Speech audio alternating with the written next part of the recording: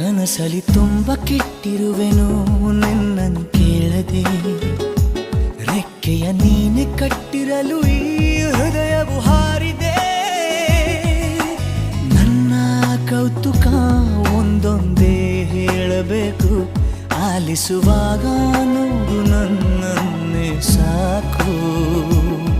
ಸಹವಾಸ ದೋಷದಿಂದ ಸರಿ ಹೋಗಬಹುದೇ ನಾನು, ನನಗಾಗಿಯೇ ಕಾದಿಟ್ಟುಕೋ ಹಠವೊಂದನು.